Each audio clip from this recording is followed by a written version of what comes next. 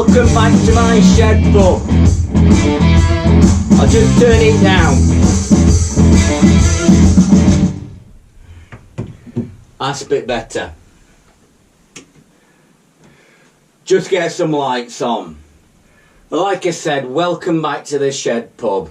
It's a freezing cold day out there, February. Can't think of a better place to be. I was just trying out my new disco lights. My wife bought them me for Christmas. They certainly take you back to the 70s.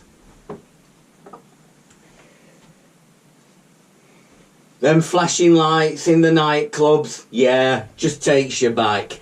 I'm afraid today, 5 minutes of these and I start to feel a little bit dizzy. Very simple things. They just play in time with the music, with all the lights. They're probably from China and didn't cost much at all. So we're back in the shed pub and I've loads to talk to you about today. So that bit of music I was playing, it's just YouTube music, Bluetoothing it off my phone to the amplifier. Obviously I can't play any normal music because I'll get done by copyright, so I can only really use copyright free music, but it's not too bad and I think it fitted in well. So I'm just going to finish this off and get myself another pint.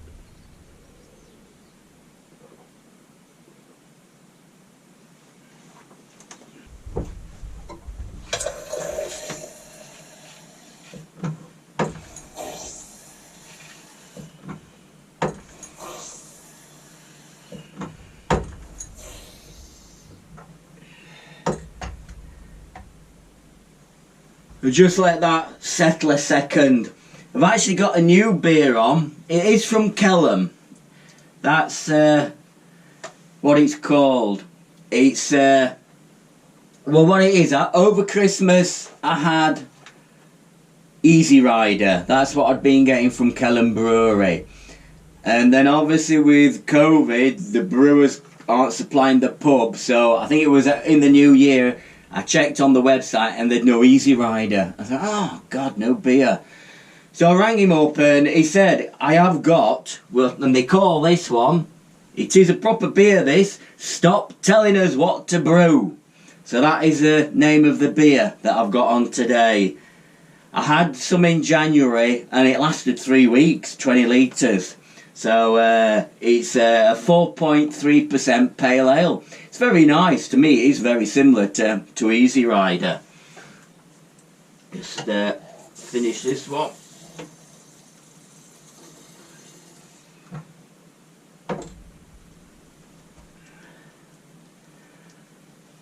But yeah, still a nice pint. I had to make that myself. I don't think anybody had got a pump badge, but it's an unusual name, isn't it? I'll have a pint of Stop Telling Us What to Brew. Certainly different. But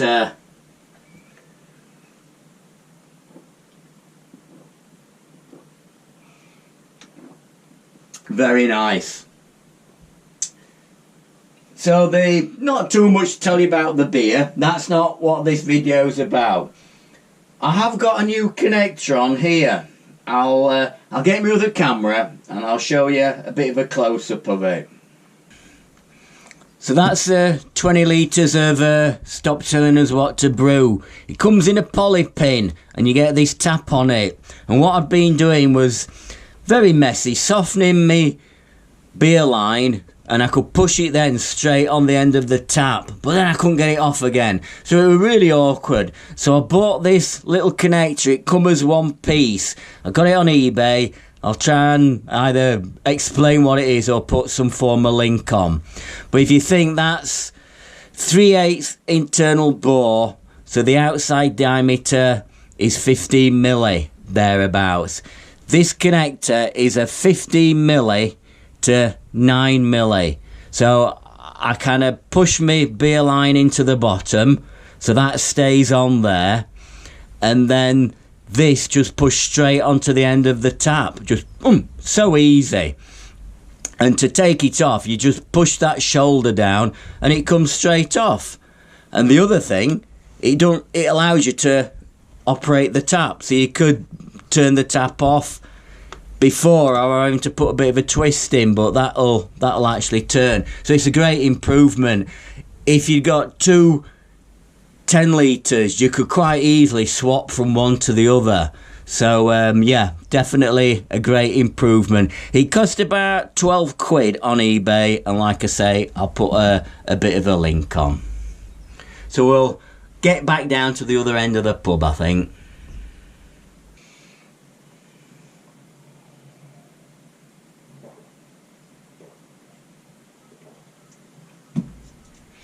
Now the main theme of this video is music.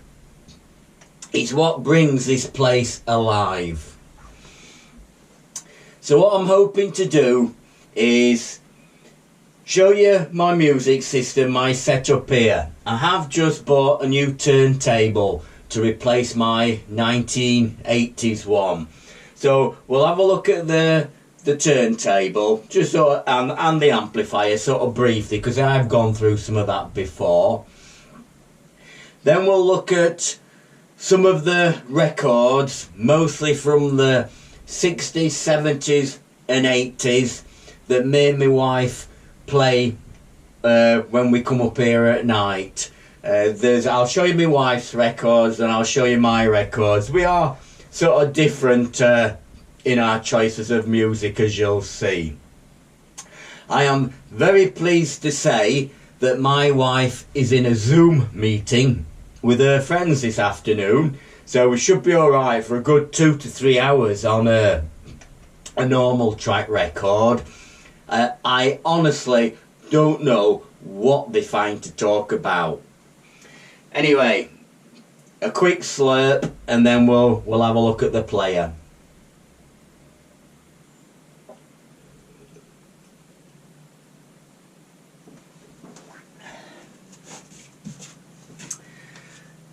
So this is my sort of setup for playing music. Underneath we've got my amplifier. It's a Yamaha RN303D. I think it's 100 watts per channel. I've got 4 speakers, 2 ceiling speakers and 2 speakers underneath the bench. And then I think last time I had my 1980s Akai turntable on top. So I thought I'd treat myself to a new turntable. So this is a Audio Technics LP3 turntable. It's classed as a budget turntable. It was 200 quid, but when you look at the prices of some, to me it's great. Yeah, it's fully automatic. I'll tell you a bit about that in a bit. But you could upgrade it. Yeah, it comes with a basic cartridge and stylus, and it's got a built-in preamp.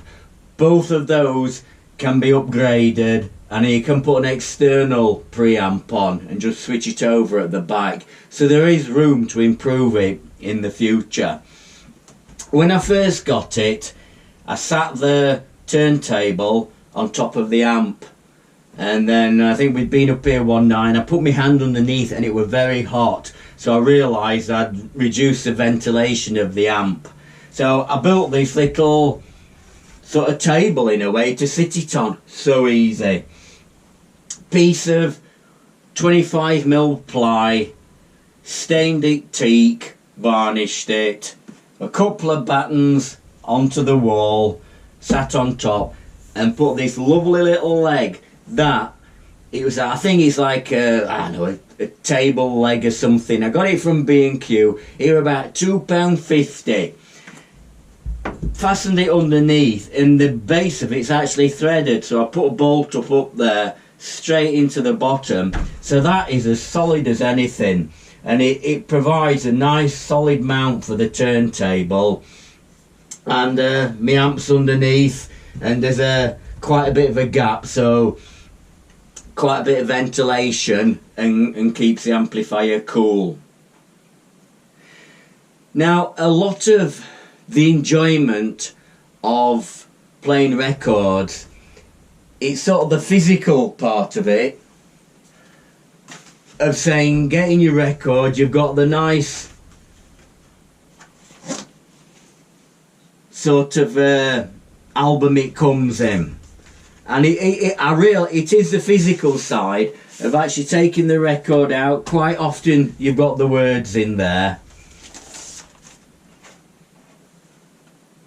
and putting the record on. And for a lot of people, these turntables are manual, so you'd pick your arm up, move it over, and then you'd lower it down with that little lever. You can lower it down onto the turntable. Now at the end of the day, this shed pub is a drinking pub. The music's important, but it is secondary to the beer. You'll notice we looked at the beer first. The beer is number one, the music is secondary. And when I've had a few pints, I don't think I want to be lowering my stylus down onto a record. And that is why I've gone for this is fully automatic. And if you think, I am getting on a bit, I'm alright at the moment, but my other turntable I had 40 years. Another 10 years I'll probably be shaking and all sorts. So I went for a fully automatic one. It makes life a lot simpler, and it is good. You're alright, you're not doing the physical putting your stylus down on the record. You press a button and it's away.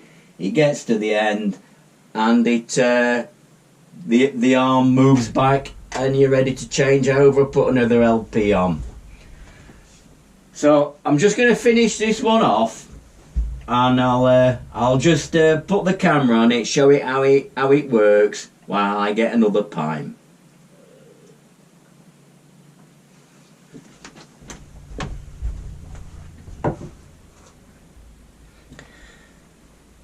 So you've got your record on, you just press start.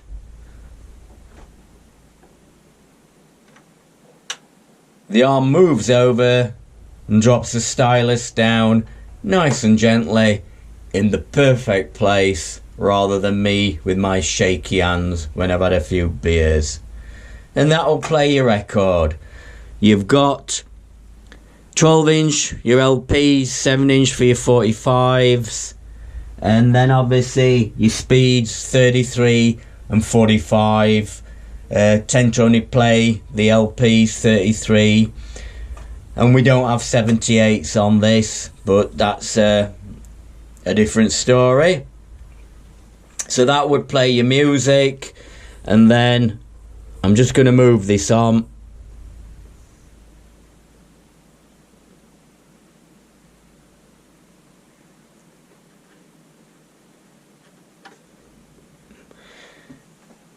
As it gets to the end of the record, it automatically moves the arm back,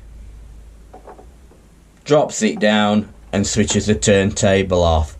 So simple. So while we're playing cards or whatever, it does it all for you. I like the automatic motion.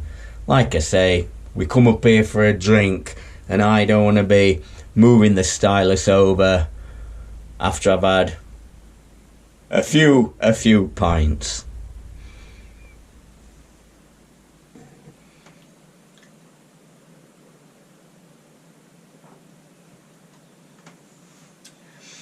So when me and my wife come up here at night, we probably bring about half a dozen LPs. My wife might pick 3 and I'll pick 3. If you think an LP, they're not too long, it might only be like 20 minutes, 20 odd minutes aside, so you might get 45 minutes out of one LP. But we put the LPs on and then probably play cards or dominoes. We've recently been playing cribbage. That's a cribbage board, so we've been playing cribbage a lot.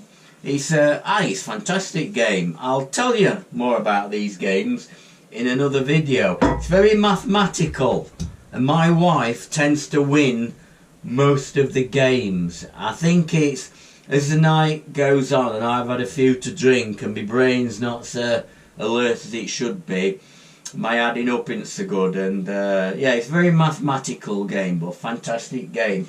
Other game we play is dominoes. Again, it's very entertaining, passes the time. Tend to play 3s and 5s, something like that. But in the background you've got the music playing. If you were streaming music, which is a modern way to go, you tend to skip tracks you don't like, where you put a record on and you listen to the whole track and the whole side, the whole side of the LP. And there might be some tracks, they ain't your favourites, but you tend to listen to them and then you might get to like them. So I think that's the advantage of playing an LP. You leave it alone up there, your phone you're not touching, and you listen to the music and you get on with having a chat, playing games of cards or just looking at your phone, whatever. And it is a great way to spend the evening.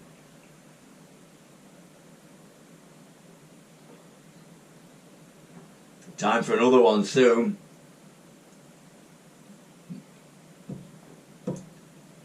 Now I have recently started buying a few more LPs. I've sort of got interested in them again, and I'll tell you about a website I use.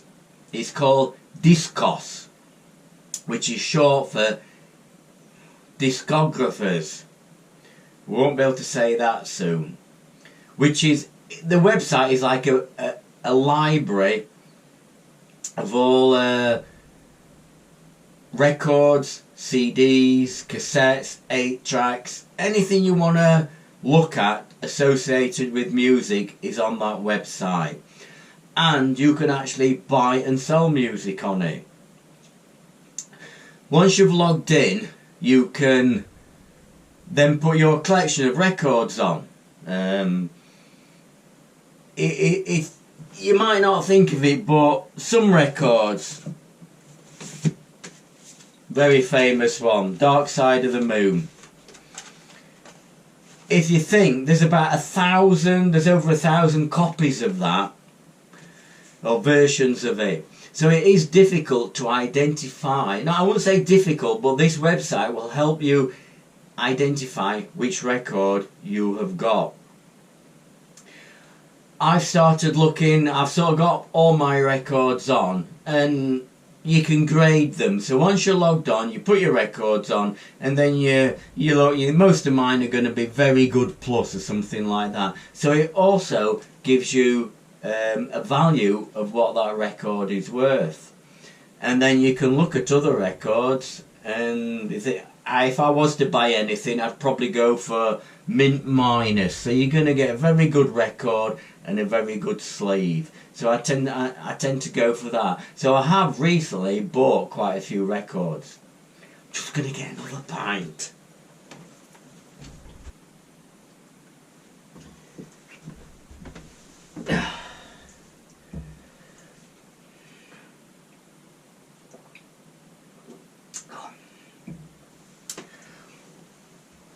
I'm going to try and show you how I identify a record on Discogs, and from that how I work out the price, what it's worth.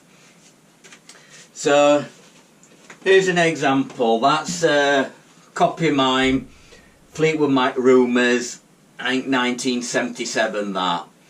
Condition of that I would say is probably very good plus. The record itself's in good condition, haven't been played too much, and what counts a lot is the record sleeve itself. That's in very condition, no marks or creases or anything, so that is in really good condition. That, well, let's say it's very good plus. I worked out the value of that. It was pretty good. It's about £30–35, something like that, so it's quite good for an old record.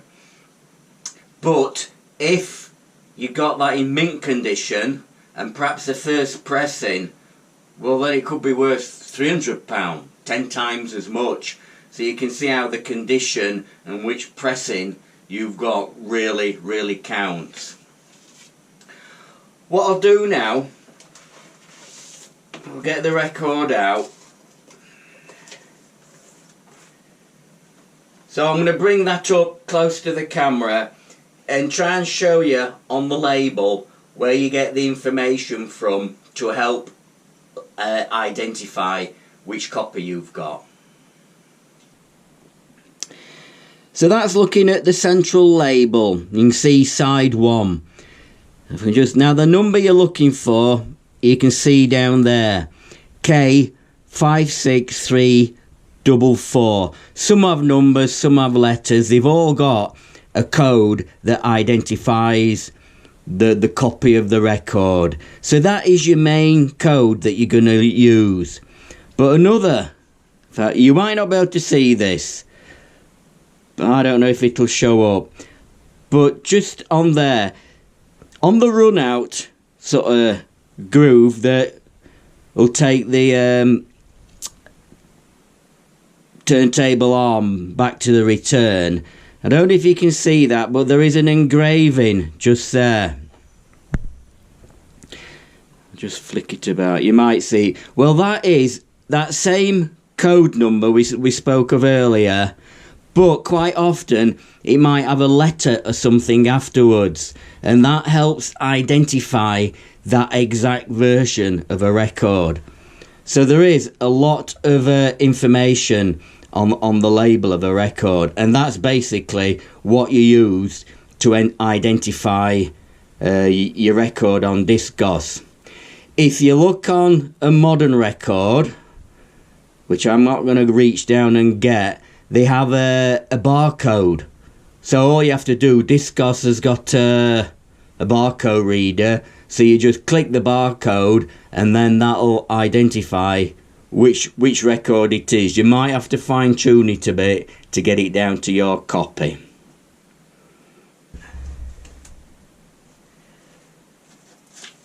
Just put this one away.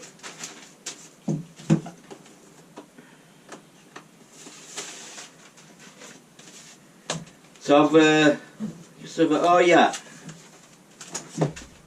that's a pretty modern 1990s status quo. You can see you've got a barcode there, so all you have to do is put the barcode reader on there and it'll identify that record straight away. Like I say, you might have to fine tune it, but we've got another example here. That's Led Zeppelin. It's either known as Led Zeppelin 4 or Led Zeppelin Untitled. That is actually a reissued, remastered copy, which I bought probably only a couple of weeks ago. Neither me or the wife had got it. So it's got all your classics on, Stairway to Heaven, real nice record. But it was basically mint condition. It's 2014. I paid 20 quid for it. That was all, and it's basically mint condition. But it's a reissue and a remastered version. I mean, it's basically the same, but obviously it has been remastered. If you've got an original copy of that, first pressing, mint condition, you could be talking £2,000 to £3,000, something like that. Probably more for a collector, that. For me and the wife playing them up here, that is fine. That is fine.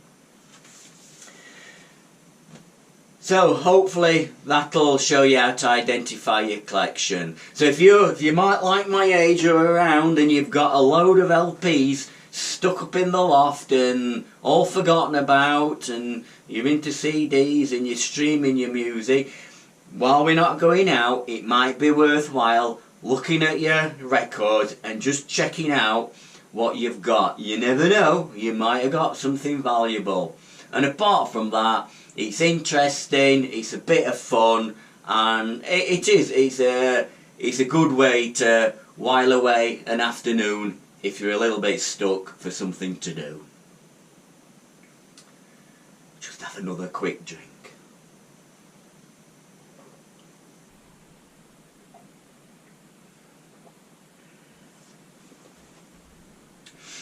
You have to think, from around, probably around 1900 to about 1960, early 60s, the record was the only source of music for most people. You had the live entertainment, the big bands and entertainers, but most people would have listened on a record. And then I suppose later on in the 60s we got the 8-track player, if you can remember that, with the great big box, and you slid that in, you got about 2 of them in your glove box because they were so big. And I'm sure you'll remember the cassette player. I think around early 70s I put a cassette player in my car. So we had these cassettes that we used to put in, and probably a couple of speakers on the back shelf, and you put your cassette in, you played your music. When you pull your cassette out, well, you needed one of these then, a biro, because as you pulled this out, most of the tape was left inside the player, and you had to get your biro to wind the tape back on. But I think a lot around the 70s I got my car and cassette player, so a lot of the music I bought then would have been on cassettes, because that is the time you listen to the music. You basically are in your car all the time. I don't know where they went. I wish I'd got them. I just found that one. I don't know where they've all gone, but I wish I'd got them.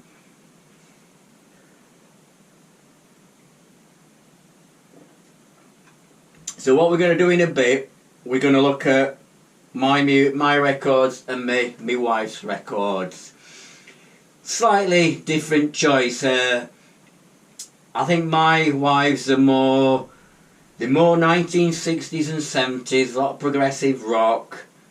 She's younger than me, but when she was probably around 12 or 13, she'd be listening to music a lot more and buying records each week, and she's built up a massive collection. There's only a few of them.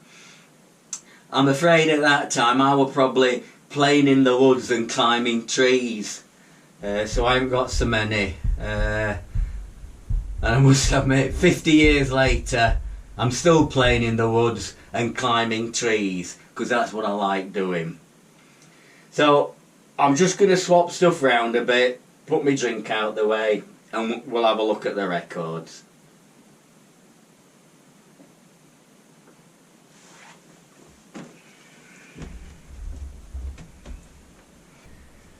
I've no drink in my hand, it don't feel right. Anyway, I've moved me beer up onto the bar. So we'll have a quick look at my wife's records. You'll all recognise that one. Dark Side of the Moon, Pink Floyd, very popular. King Crimson.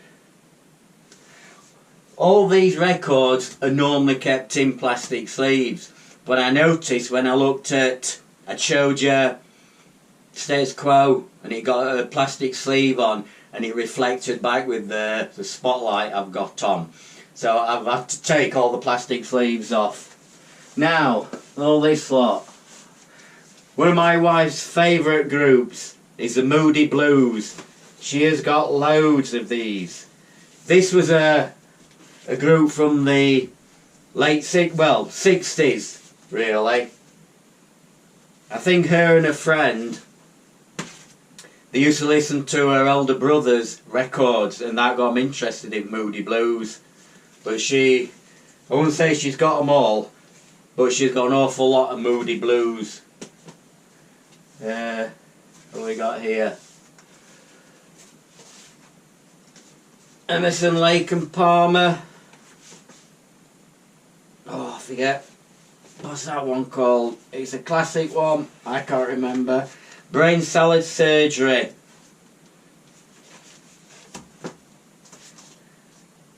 Wishbone Ash. I don't know if that's the one where they had the twin lead guitarists. I did write all this down, but I can't remember it. Let's move. Oh, Moody Blues again.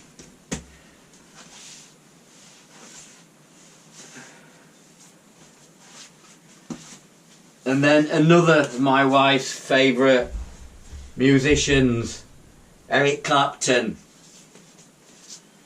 Again, an awful lot of Eric Clapton records. Well, this was one of her favourites, yeah. Still is. We still play these when we come up at night.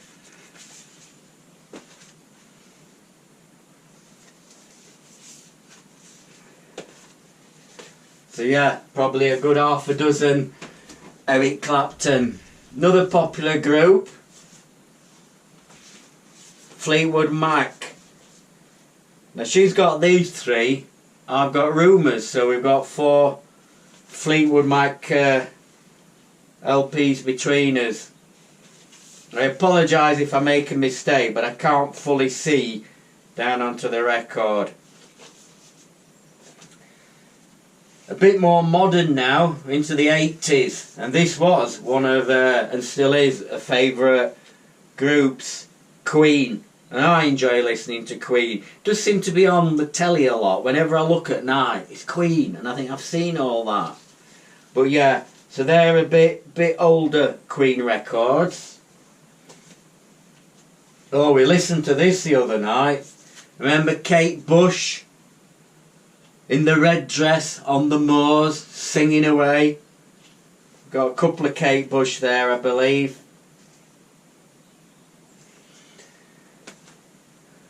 Another, oh, I can't remember the date, whether it's 70s. Deep Purple. 24 hours, 24 gold, 24 carat purple. Another Deep Purple. This must be 80s. Remember when I met my wife, we used to listen to that. Genesis, Phil Collins. A little bit more modern stuff. We've not listened to that one. I used to like that. Ultravox. Hotel California. That is a classic one, that. I was listening to that on TV the other night. I think I was listening to a 2-hour concert, Eagles, at the Forum, LA, Los Angeles. And I looked on Discogs to see how much the record would be. And there weren't so many of them. And it was about 80 quid or something like that with postage. But it was... He looked really good, good album. Roxy Music, yeah, enjoy that myself. Rolling Stones. It's the only Rolling Stones LP we've got, and there were so many. I think in the late 60s, 70s, main source of music we were buying could have been cassettes for the cars. So we didn't... we've hardly got, we haven't got any Beatle LPs, we've no Stones, no Rod Stewart, no ABBA. They're the sort of music you listen to in that period, and I think it's because you bought them on cassette and listened to them in your car. And Bruce Springsteen, I've got one of his. I'll tell you a little bit about that in a bit. So that is my wife's records. Just she has a lot more, but they're some of the classics, if I could say. So I'm just gonna go over to the bar and get myself a quick drink, and then I'll come back and we'll look at my records.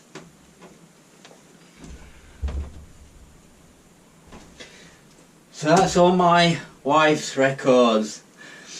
We'll have a look at mine now. Slightly a little bit different.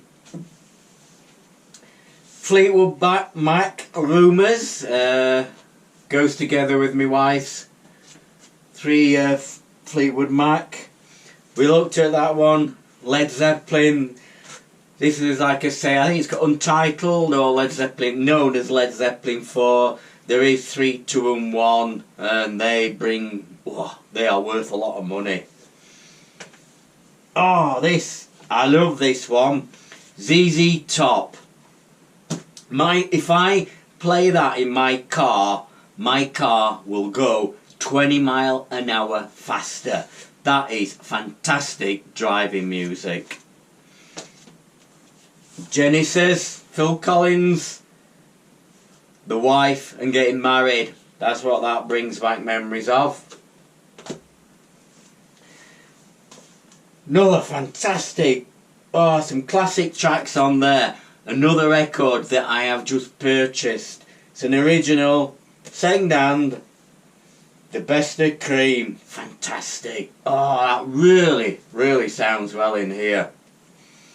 That's one we looked at earlier, Status Quo. So many records, such similar music and guitar riffs, but still it's nice music to listen to.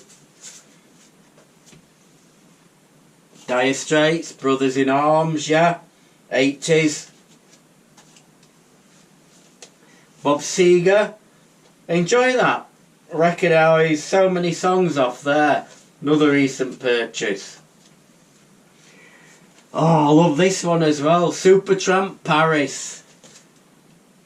Yeah, just so fantastic. Such memories. And again, oh, they've all got memories, these. ELO, The Spaceship. That again is a fantastic double album, that. So you put that on, you've got an hour and a half's music there. Beautiful, beautiful. Meatloaf, Bat Out of Hell must be popular. I think that's late 70s, that. 1977. That was a recent purchase. My wife don't like live music. I do. I think it gives a bit of atmosphere to it. So yeah, I know you get the cheering and all that, and they talk to the audience. I quite like live LPs, but she says she doesn't. But I like them. You feel like you're there. You feel like you're there. Oh, I'm going through my 80s period now. Tears for Fears. Eurythmics. We haven't had that on. We haven't played that one. I'll have to play that this weekend. Depeche Mode. I haven't played that. These are records I bought in the 80s. I haven't played them much. I didn't used to play them that much. So these are probably, they've got to be near mint condition. The Police. Oh, this one. You should recognise that. Bruce Springsteen. I'll tell you a story about that. I think it's around 84, this. I'd only just met my wife to be, and she took me to a Bruce Springsteen concert at the Sheffield United football ground down at Bramall Lane. And it was a fantastic concert. First one I'd ever been to. She was introducing me to a new life. So yeah, she took me there with a friend of hers, and it was a great concert. Yeah, we enjoyed it. That was on probably the Saturday. That's in Sheffield. I went to work on the Monday, and I worked in Rotherham then, Yorkshire Electricity, YEB, and everybody were talking about, God, could you hear that concert over in Sheffield? We were probably 10 or 15 miles away. So I think the way the wind was blowing, it took the music from Sheffield right over into Rotherham, and people who lived on the outskirts of Rotherham could hear it. So you can see how loud it was. It was a fantastic concert, and we've never had one since. So yeah, but yeah, Bruce Springsteen. Couple of recent purchases now. Best at REM. That is bought as a, it's probably 2020. What were we? We're in 20s, aren't we? 2020. That's a double album, and I only bought that about a week ago. I enjoyed it, so we played it the other Saturday. It's great. But that is brand new. That's brand new. I think, looking at that one, that cost about 25 quid. And another new purchase, Canadian. I was listening to this and I thought, yeah, I enjoy this. So Bryan Adams, I thought I'll purchase that. That were about 20 quid. So you can see, you can buy an LP, which we enjoy listening to, £20. If you bought it on CD, it'd probably be a quarter of that, but it's not the same. Now, like I say, me and my wife's tastes, they differ slightly. I like Diana Ross, and I like Motown music. It reminds me of the nightclubs in the 70s. When we were in the nightclubs in the 80s, there was a lot of Diana Ross, there were Motown, soul music, and I quite enjoy it. So, because I found that in the loft, I said, "Is this yours?" She said, "No, I won't have anything like that." I said, "Oh, it must be mine." So that's Diana Ross. But I enjoy listening to that. It was, I've got a few others knocking about somewhere, but I enjoy that. Now, something totally different here. I will have mentioned, I'm just going to get another drink. A quick slurp.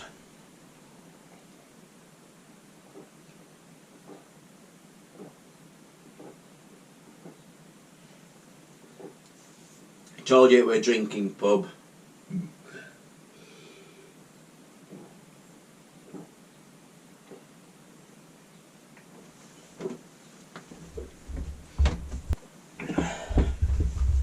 Yeah, I will have mentioned this before. Me and my wife, one of our hobbies is ballroom and sequence dancing. And we've done it for probably about 5 years or longer. Probably longer, I think. Quite about 8 years, I think. And I always like the 1940s music, the big band music and that. So these are a couple of recent purchases. It's so cheap. And it's not everybody's choice, I know. That's dance bands, golden age of dance bands. So it's Glenn Miller, Benny Goodman, that sort of music. But I enjoy that. Yeah, it's £2. So you can see the popularity. Interesting one here. For your 1940s sort of swing music with Glenn Miller. So I bought this, and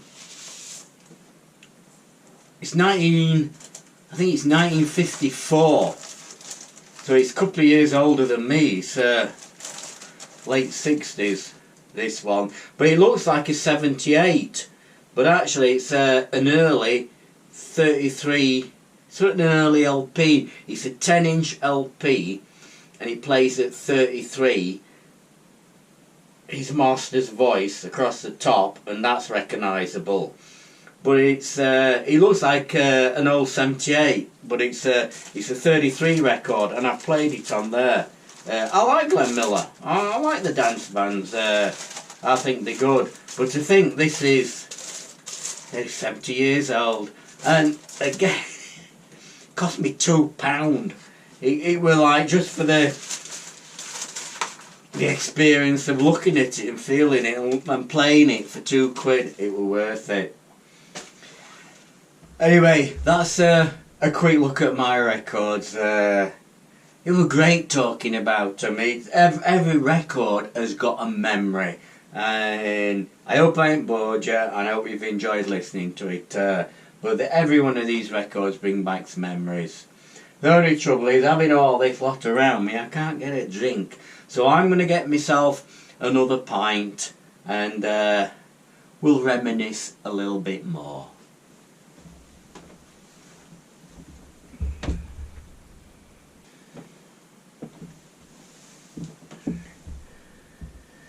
Got to be careful with this, all these records about.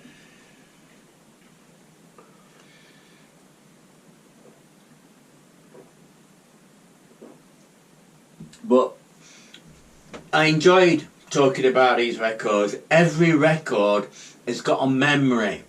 Every one you pick out, you remember it. And it brings back memories of, I don't know, like 40, 50 years ago. Fantastic. And if you think in those days, a lot of the times, all the pubs, they would have jukeboxes. So you'd go in and you'd tap in your numbers and pick the music you used to play. I think One of the very first pubs I went to was, right, you gotta live in Sheffield probably to remember all these, is the Rising, oh no it won't, no. It was the Three Merry Lads at Lodgemore. I used to go up there with a friend of mine from school. We were only 15 and we could get in, we could have a drink, double diamond we used to drink, and as long as we acted our age and responsible, landlord turned a blind eye. So at 15 we could drink. When we got to 16, a lot more people were going out. We go down to the Rising Sun at Nether Green. That was a pub we went to. We went there for a couple of years probably. You could say 90% of that pub were underage. We were all, well, you recognise all your school friends. We were all either, some of us were working like myself, some were doing A-levels, but we were all like 16, 17, 18. And 90% of the pub was that age. But that was, they were great times then, great times. I remember sat out there when we looked at our GCSE results and we were all sat outside the pub then.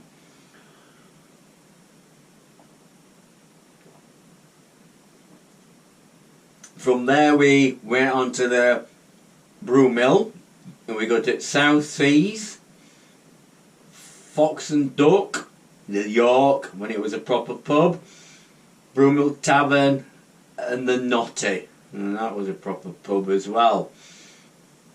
And they were very early days, so we spent many a year going round the pubs in Brew Mill. It was a very popular place that, yeah. And then we might venture further into town then. So if you're going into town, where would we go then? Quite often we'd meet at the Golden Ball. We'd go up to the Stone House, remember it, with the black roof. It looked like it was a courtyard and it got a black roof and you're looking up at the stars, but it were all enclosed.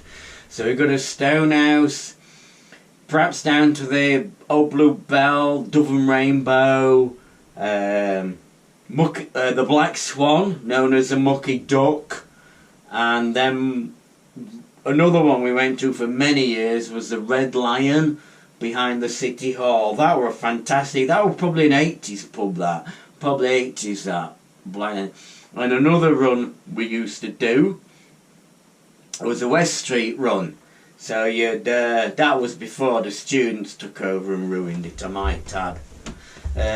We'd meet in Red Deer, Pitt Street. We didn't used to go to the Bath Hotel. Go to Beehive, Alhamshire, Crossroad to Mail Coach, down to Saddle. Ooh, that were a bit of a old-fashioned pub, that. And again, probably into the Red Lion behind the City Hall.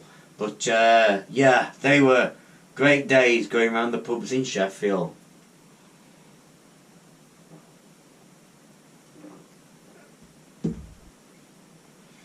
And probably earlier than that we used to go to Buccaneer on Leopold Street. Used to have those 3 glass globules, whatever you call them, balls on don't know if you're in the door. All I remember about the Buccaneer, that would be, could be 69, 70, I'd be 15. And it was a cellar bar, and it were plastic glasses, and your feet used to stick to the floor with the beer. Remember it well. And then from, if you're in town, you might go to the nightclubs then. Saturday night, you'd be go to the nightclubs. Let me think. We used to go to Turn-Ups, right, we used to go to Turn-Ups at Nether Edge, which was the old Nether Edge Hall. And all this side of the city went. That was the best nightclub I've ever been to, Turn-Ups at Nether Edge. In town, we'd go to Genevieve. You had, is it Genevieve and Mona Lisa upstairs. I went to the first night. I'd be 16, 1971. Genevieve opened. I went to Genevieve on the first night. I'd be 16. I think it said over 21s or something like that. We used to go to Josephine's. That was a very posh one. All of these places insisted you wore suit, shirt, tie, proper, obviously a suit, shoes. You can wear trainers. You had to have your tie on. It was so strict. So Josephine's you had to have a tie on and a suit. Genevieve was the same. Top rank, yeah, you had to put your suit on to get in there. Other places we went were Crazy Daisy, top of, is that High Street? I went, before it was Crazy Daisy, it was Beer Keller, and I remember going there and dancing on the tables, and then it became Crazy Daisy, and you could get in with jeans on, I think, a certain night, so that was good. Josephine's you could get in with jeans on a Monday night. Any others? Penthouse Suite. Oh God, you had to go up the crickety little fire escape down by Castle Market to get in. So that was Penthouse. And the only other one we enjoyed were Faces, which were just behind Coles. And they've just knocked it all down. It's just been knocked down.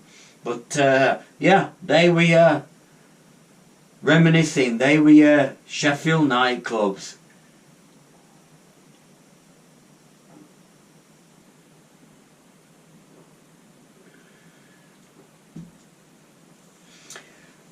Hope you enjoyed looking back and reminiscing a little bit to the good old days.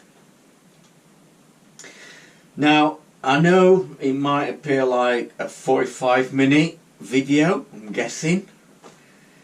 I know they do tend to get longer. I've actually been up here about 5 hours. My wife's Zoom meeting has probably finished me now, so I'm going to have to head off back down there soon. It was good looking back, and I've enjoyed talking about the records. Like I say, every record brings back a memory and that. But it's time to go. It's time to go. So I don't know where we will be on the next video. It could be in the garden. We'll be visiting the pub shed. I've got a beer garden to build. So there are things that, yeah, I will be filming in the future, but we'll have to see. Nobody knows at this stage where any of us are going to be. But I hope you've enjoyed another visit to the pub shed. I'll look at records we play. Bit of nostalgic look back to the good old days, my younger days and that. They were fantastic days. A nice drop of, what do you call it? Stop Telling Us What to Brew from Kelham Island Brewery. I hope you've enjoyed that as well. So I'll see you soon. I'd like to think we might be camping in the garden again or something like that. But thanks for watching.